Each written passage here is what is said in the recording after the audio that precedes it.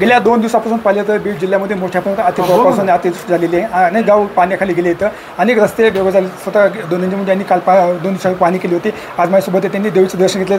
Sir काय सांगाल, आज आपण योगेश्वर देवीचं दर्शन घेतलेलं आहे, काय साकडे घातले असणार आहे?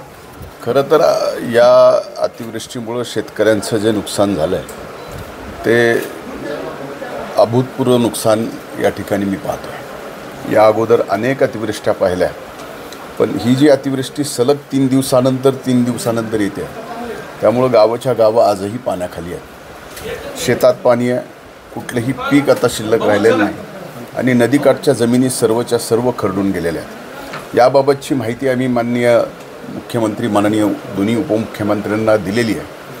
जिल्हा प्रशासनसुद्धा या ठिकाणी फार प्रयत्नपूर्वक काम करत आहे. NDRFची टीम तर इथं होतीच, पण आता मिलिटरीसुद्धा या ठिकाणी बोलवण्याचा निर्णय झालेला आहे.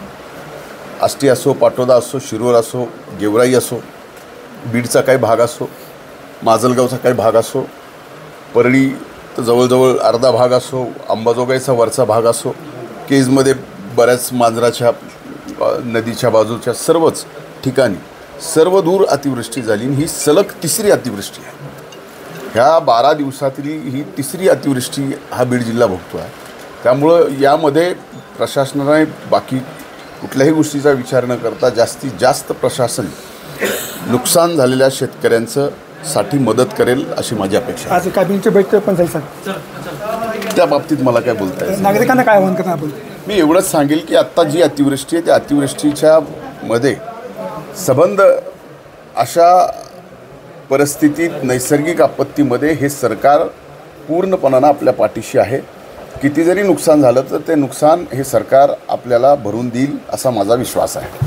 हे संपूर्ण सरकार आपल्या पाठीशी आहे असं धनंजय यांनी वक्तव्य केलेलं आहे. कॅमेरा पर्सन विकास वाघमारे, संभाजी मुंडे, अंबाजोगाई, बीड.